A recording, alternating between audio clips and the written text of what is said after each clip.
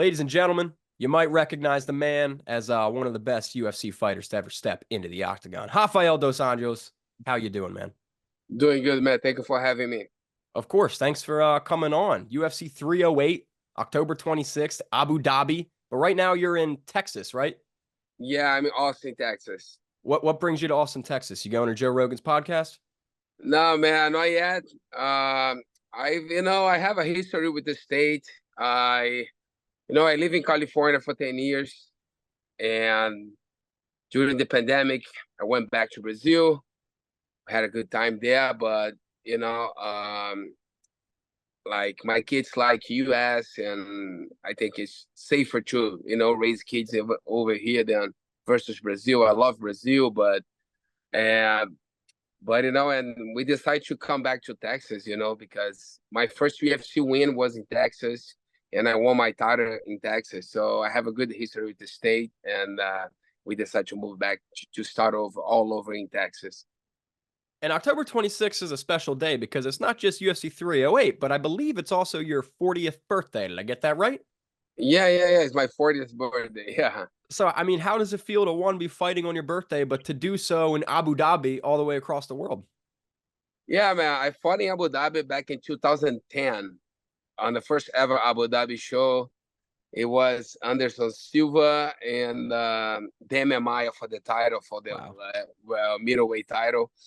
And it feels good, man. When I got that call, and I look at the date, I got almost 4 months notice for this fight. And I was kind of ready to go before that, but since it was my birthday, I say I might as well wait a little bit. And I had a great experience when I fought in Abu Dhabi in 2010, and I'm sure I'm gonna have another great experience October 26th. And I mean, I would hate to fight on my birthday. Obviously, a win is the best thing ever, but just the thought of a loss, I'm like, oh, not on my birthday. Like, how you like that? How do you do that? I love that idea, man. I love that idea. I got to a stage of my career, being doing this for so long. And I got some tough losses already in my career. I got a lot of wins too, and I won the title. And I think like I'm seeing myself, like every time I put too much pressure on me, like I have to win, I don't fight well. My last two performers I didn't like it. It was way way below that I was expecting. But this one, I'm just happy to be there. Just happy to be competing. 40 years old. I have the guy that has the most hour on the octagon, and I'm just happy to be there. Happy to be competing. We last saw you in March. In short, what have you been up to? Sorry, can you say it again? Oh, I just said since we last saw you in March, what have you been up to? Yeah, I've been, I went to Brazil. I did pretty much the whole last 5 weeks. I was in Brazil. I was in Rio, doing my beginning, pretty much the whole fight camp, and the beginning and the middle part of the fight camp. Now I'm back at home here in Austin, and I'm finishing up the camp. But I just been here, being a dad, trying to adapt in a new state, in a new place. It's been good, like now for the past 2 months, I've been focused on this fight. 5 weeks in Brazil, training away from the family. Now I'm back here. Now I have 2 more weeks over here, and then I'm heading to Abu Dhabi on the 19th. And I imagine someone such as yourself, who's, been the champion, have fought the best people in the UFC. I imagine it's not easy to be sitting on 2 losses, a cancellation, and not having your hand raised since 2022. So, like, what is that doing for your hunger and motivation heading into this one? I'm really bad, man. I'm a very competitive guy, and especially the way those 2 losses was, and I was pretty against Luke. I did everything but what my coach was telling me to do. No excuses. Like it was my fault. Nobody's fault, and I made bad choices, bad decisions during that fight. because during a fight, man, it's only 15 or 25 minutes, and we have so many split seconds to make decisions, and I make poor decisions. It was my fault, but I'm hungry, man. I want to get my hand raised. I know I don't have like another 5 years of my career. I have 5 fights left on my contract, and I want to finish all of them, and I want to, finish them with victories. Well, out of these 5 fights, number 1, Geoff Neal. Very hard hitting, number 10 welterweight. How are you feeling about Geoff Neal? Yeah, man, he's a heavy hitter. Yeah, but I've been on that spot before, man. I fought, guys like Robbie Lawler, Brian Barberina. They all like heavy hitters as well. And the good thing, I fight well against southpaws. He's a southpaw. I don't see like I was trying to look his opponents, and not many of them was southpaw. And like I have a boxing coach and some other coaches. They always say the only thing that messed up a southpaw is another southpaw. Yeah. And like I know how to fight against southpaw. I fought so many of them: Diaz, Ben Henderson, and Jason High. This guy, they all southpaw, and I fought good against them. So, I mean, fans would say, hey, 39, 40 years old, you take a Geoff Neal hit, that might be it. But you're not too concerned with the power just because of people you fought before. You feel like that's something you can make it by and make it a very competitive fight.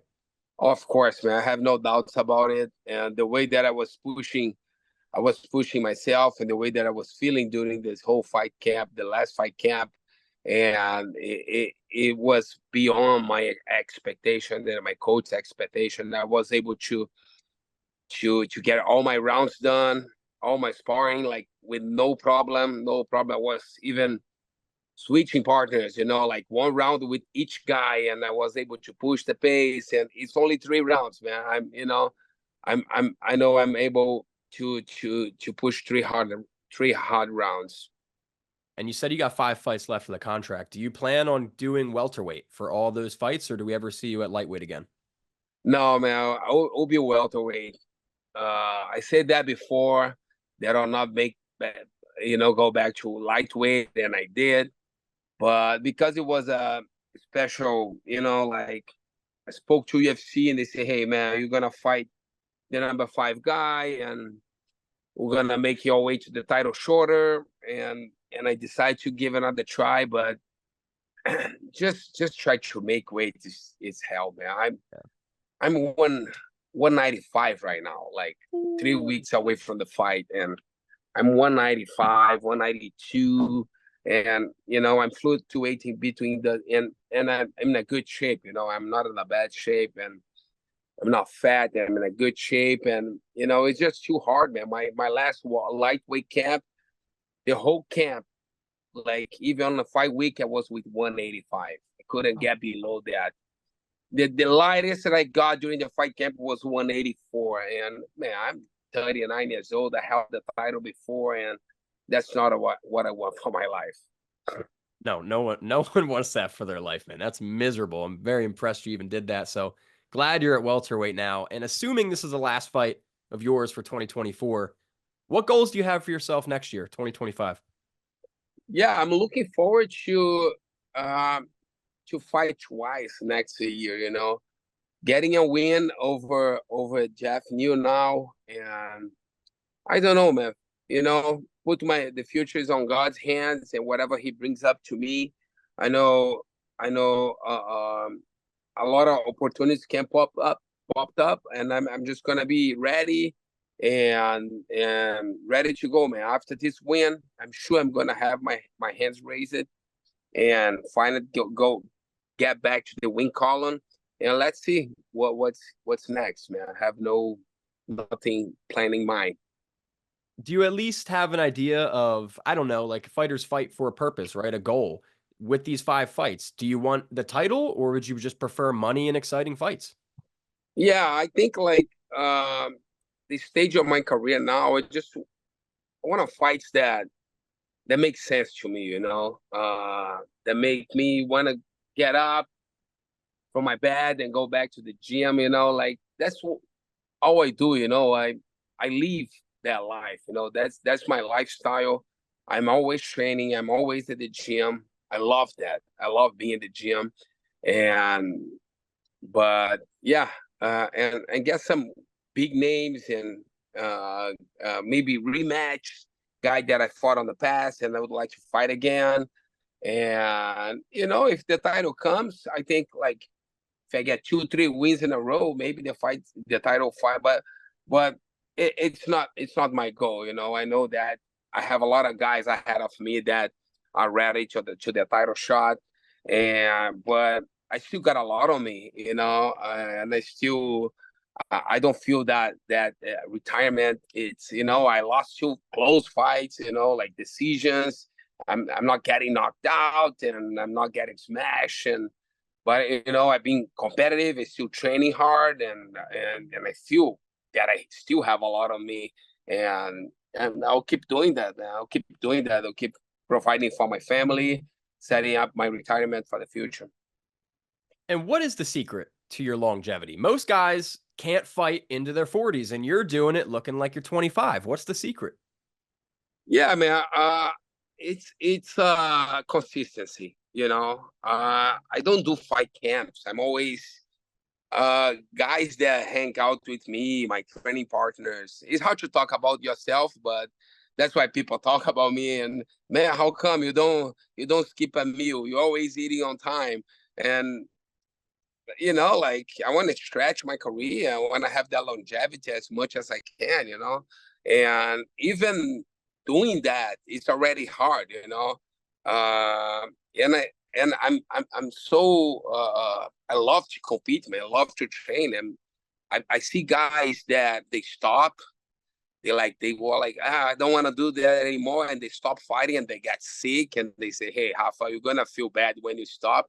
But I don't see that's the time right now. I still have a lot of energy on me, and I take good care of my body, and I know how to train. So once we get older, we cannot. Our brain works like we were younger, but our body doesn't respond that way. So you gotta, man, train less. What I do, I shorten my fight camps. I do 6 weeks fight camps. For example, this fight camp, I did 8 weeks, but I did 5 weeks in Brazil, and now I'm taking a week off in Texas, completely off, stretching and taking care of my body, sauna, cold plunge, and for a week, and then I'm gonna jump back this next coming up week again on hard training. And I got two questions in one here, and I'll start with the first half. Conor McGregor, Michael Chandler, do they ever fight? Man, I thought that fight would happen, but I'm start thinking that this fight will never happen. Like it after all, like I feel bad for Chandler, man. The guy waits for so long, and we all know that clock is ticking, man. It's a short career. We gotta make the best amount of money that we can, and during the short period of time. But I felt bad, man. He waited for such a long time. But I start thinking that this fight, I start thinking that Conor not gonna fight anymore. I That's what I tend believe.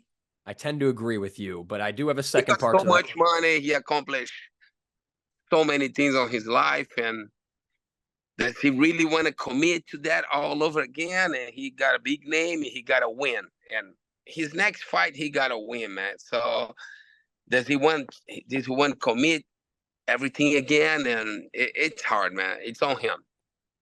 The second part to that question was, because you've chirped with both of them before, which welterweight fight would you prefer, Conor or Michael Chandler?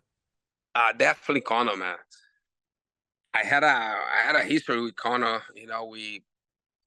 We all know, like, we almost fought a couple of times, and it was my first fight that I canceled due injury. It was not, forget about money. It was just like I had my moment. I had the title when I had a guy like Conor coming up to my division to challenge me, and it's a sport, man. Like he broke his toe now too. Like it's a contact sport. It's a combat sport. Like we cannot, like we try to minimize injuries as much as we can, but it's we cannot train it in the bubble. You know, like you're gonna take risk, and I took the risk, and I broke my foot, and this never happened again. You know, that was the only time in my whole life.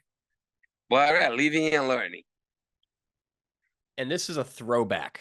You got to go all the way back to your first 2 UFC fights because you, Merab Dvalishvili, and Misha Tate are the only 3 fighters in UFC history to start 0-2 with the promotion and go on to win a belt. So my question is, after losing that debut, 1, what did that feel like? And 2, did you ever imagine yourself having the career you've had? No, man, losing that first match, it was my wife was pregnant. My firstborn, he born in December. That fight was in November. And I was so broke that and my manager and everybody else putting pressure. Hey man, it's your debut, you have to win, right? If you lose, UFC gonna cut you. Because man, who I was on that time, it was my debut, and I wasn't the most exciting fighter. I was a grappler.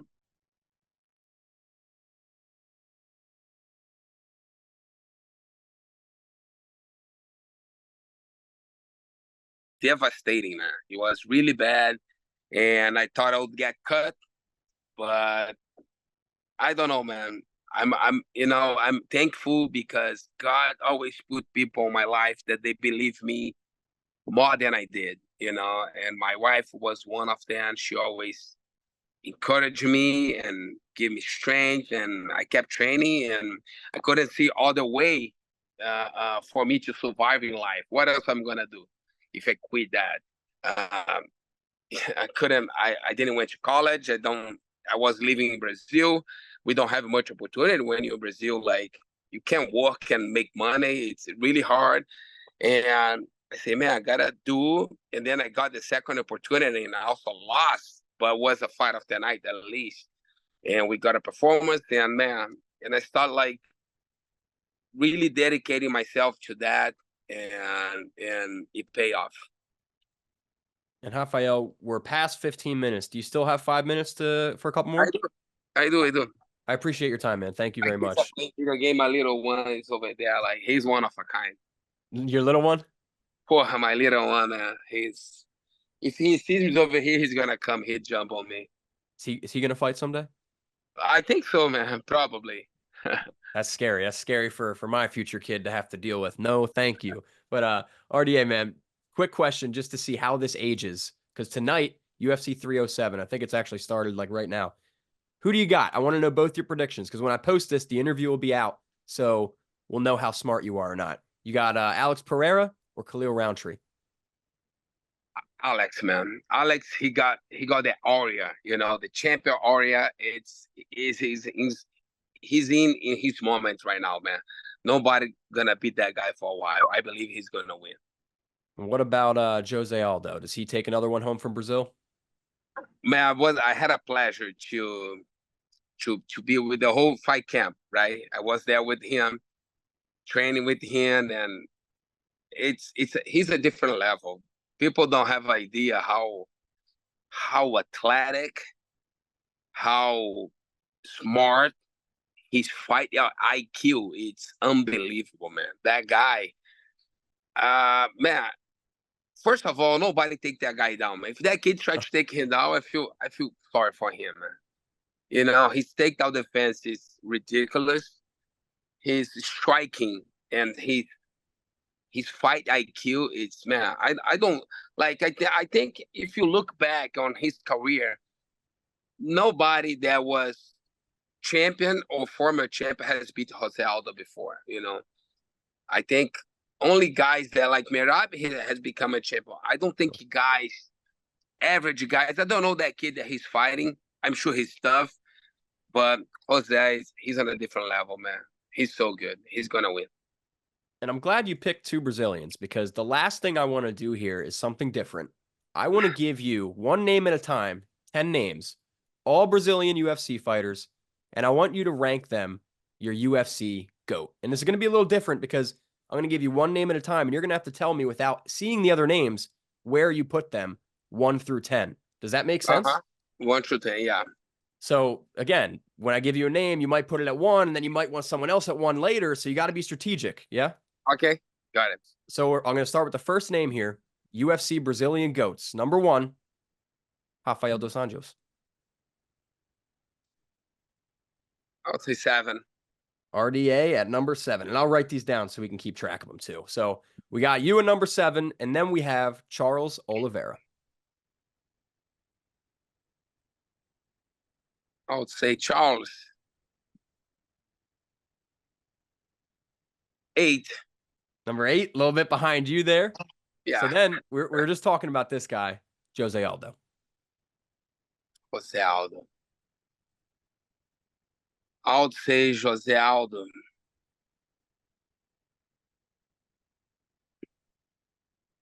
Number 2. Number 2. I like it. I like it. What if we go to someone else on tonight's card? Alex Pereira. Number 5. Number 5. Okay, so just so you know, you have 2, 7, 8, and 5 right now, and 6 names left. So the next name I got for you is an old timer, Shogun Rua. Shogun. I'll put Shogun at number.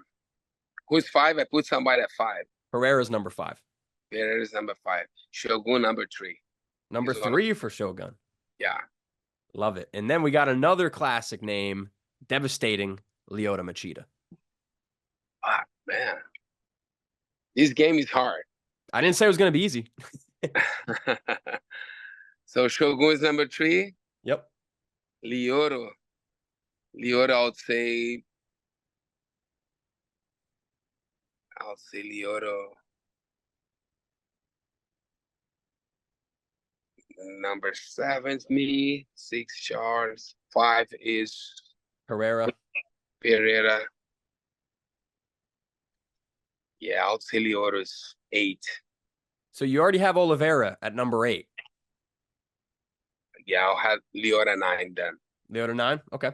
This next one, I have a feeling I know where he's going to go. I could be wrong. Anderson Silva. Number 1. That's what I thought. That's what I thought. Yeah. Too many title defenses, and yeah, man, he's Brazil's finest. So we have number 4 and number 6 left. So first name I'm going to give you is Fabricio Verdum. Number 4. Number 4 for Verdum. And that means, lastly, my last pick is Glover Teixeira at number 6. Okay? Yeah. So this is your list. Tell me if you agree with this or if you could do it differently, would you? At number 10, did I not write number 10 down? Did we skip one? No, I think we skipped 10. We skipped 10? Who do I got? Pardon my dogs. Let me see. This is why it's hard to do on the fly. RDA, Oliveira, Aldo, blah, blah, blah, blah. Did I give you? Oh, I skipped Junior Dos Santos. Junior Dos Santos. Oh, so he's number 10. So I'll give you that one back. Who do you want to go at number 10? Verdum, Teixeira, or Dos Santos? I'll say Dos Santos. Dos Santos is number 10. So this is the list now, the official list. At number 10, we got JDS. At number 9, Lyoto Machida. Number 8, Charles Oliveira. Number 7, yourself, Rafael Dos Anjos. Number 6, Glover Teixeira. Number 5, Alex Pereira. Number 4 would be, who's number 4? Oh, Verdum, didn't write that down. Number 3, Shogun Rua. Number 2 would be Jose Aldo. And number 1, your GOAT for Brazilian UFC, Anderson Silva. Do you agree with that list? Yeah, I agree. I'm just like, I think Verdun, Shogun. Verdun is number 4, right, on the list? Yeah. Yeah, I agree with that list. I'm like between Jose Aldo and Anderson, I'm sure. I think Anderson number 1, Jose number 2. But yeah, I agree with that list, man. I'm very humble, I think. Like, I want to put myself in 10, but like I did, I fought for the title 2-weight division, even though I didn't win the welterweight, but I made up to the top, man. I beat former contenders, I beat, former champions. and I had some great fights. I put myself on 7. Yeah, I agree with that list. I love it, man. People say you have the hardest schedule in UFC history, so that's got to be worth something, right?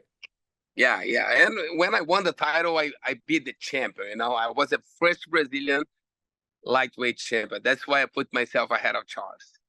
Hey, there's And no I'm older disrespect. too. No, you know, I respect him, but I'm older too. You know, when I fought main event, that kid was on my preliminary card. So I'm older. I deserve a spot ahead of him. Out of hundreds and hundreds of Brazilian UFC fighters throughout the years, to make top 10 is impressive. So I love the list. And Rafael, before I get you out of here, man, you got so many people excited to see you come back to the octagon. Anything you'd like to say to everybody? Yeah, guys, thank you for the support. And my goal is always come strong, and I'll come I'll come with a different mindset for this fight. You know, like I want to win, but above that, I want to perform really good, and that's my goal. You know, and put on a great show and finish my career on top. You know, finish in a good spot, and I'm really excited for that one. Can't wait for October 26th. October 26th, Abu Dhabi, UFC 308, and RDA's birthday. Rafael Dos Anjos, thank you so much. Really great to talk to you. Appreciate the time. Have a great rest of camp and kick some ass, all right? Thank you. Take care.